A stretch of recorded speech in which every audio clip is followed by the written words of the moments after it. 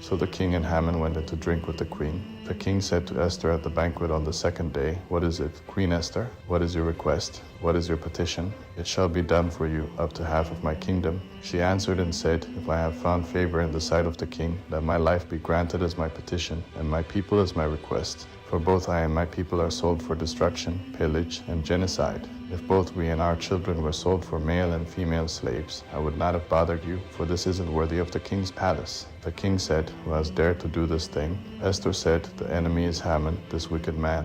Then Haman was terrified in the presence of the king and the queen. The king rose up from the banquet to go into the garden. Haman began to beg the queen for mercy, for he saw that he was in serious trouble.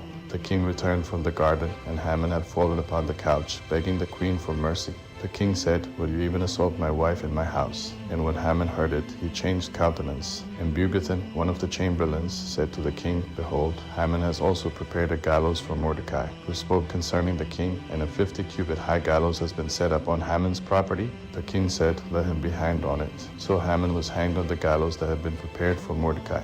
Then the king's wrath was abated.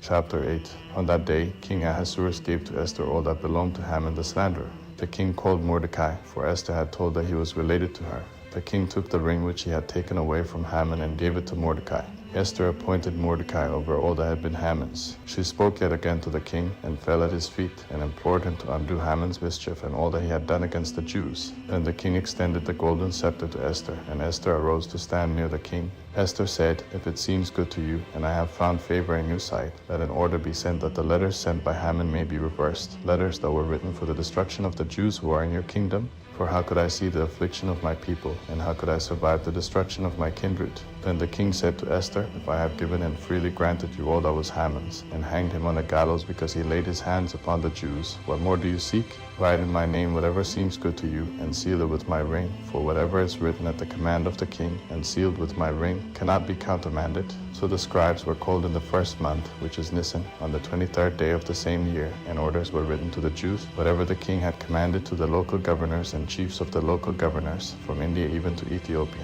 127 local governors, according to the several provinces, in their own languages. They were written by order of the king, sealed with his ring, and the letters were sent by the couriers. In them he charged them to use their own laws in every city, to help each other, and to treat their adversaries and those who attacked them as they pleased. On one day in all the kingdom of Ahasuerus, on the 13th day of the 12th month, which is Adar, let the copies be posted in conspicuous places throughout the kingdom. Let all the Jews be ready against this day, to fight against their enemies. The following is a copy of the letter containing orders. The great King Ahasuerus sends greetings to the rulers of provinces in 127 local governance regions, from India to Ethiopia, even to those who are faithful to our interests. Many who have been frequently honored by the most abundant kindness of their benefactors have conceived ambitious designs, and not only endeavor to hurt our subjects, but moreover, not being able to bear prosperity, they also endeavor to plot against their own benefactors. They not only would utterly abolish gratitude from among men, but also, elated by the boastings of men who are strangers to all that is good, they suppose that they would escape the sin-hating vengeance of the ever-seeing God.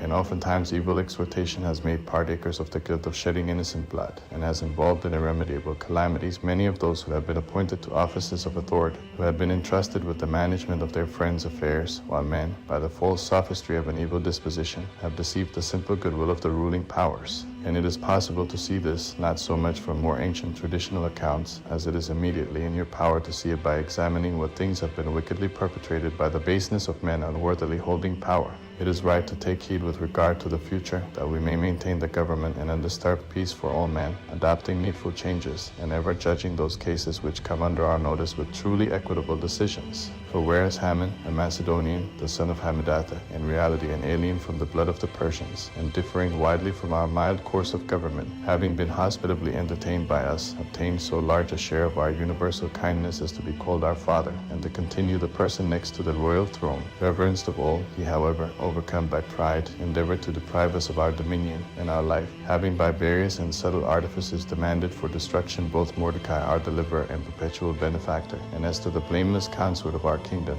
along with their whole nation, For by these methods he thought, having surprised us in a defenseless state, to transfer the dominion of the Persians to the Macedonians. Here we find that the Jews, who have been consigned to destruction by the most abominable of men, are not malefactors, but living according to the most just laws, and being the sons of the living God, the most high and mighty, who maintains the kingdom to us as well as to our forefathers, in the most excellent order. You will therefore do well in refusing to obey the letter sent by Haman the son of Hammedat, because he who has done these things has been hanged with his whole family at the gates of Susa, Almighty God having swiftly returned to him a worthy punishment.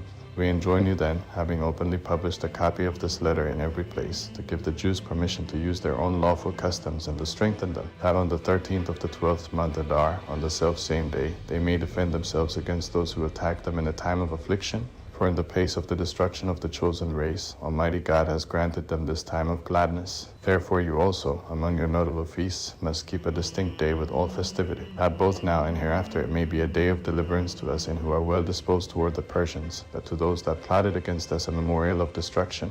And every city and province collectively, which shall not do accordingly, shall be consumed with vengeance by spear and fire.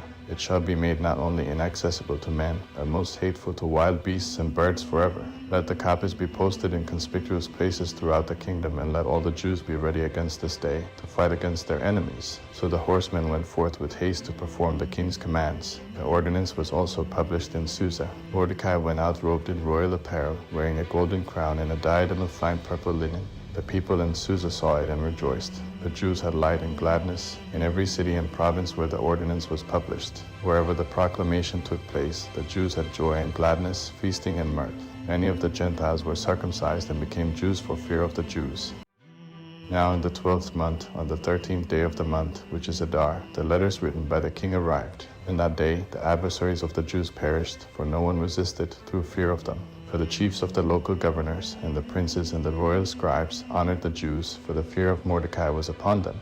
For the order of the king was in force, that he should be celebrated in all the kingdom. In the city Susa the Jews killed 500 men, including Pharsens, Delphon, Phasca, Pharadatha, Beria, Sarbaka, Marmosema, Ruphius, Arceus, and Zabathius, the 10 sons of Haman the son of Hammedatha the Bugine, the enemy of the Jews, and they plundered their property on the same day. The number of those who perished in Susa was reported to the king. Then the king said to Esther, the Jews have slain 500 men in the city Susa. What do you think they have done in the rest of the country? What more do you ask, that it may be done for you? Esther said to the king, let it be granted to the Jews to do the same to them tomorrow. Also hang the bodies of the 10 sons of Haman.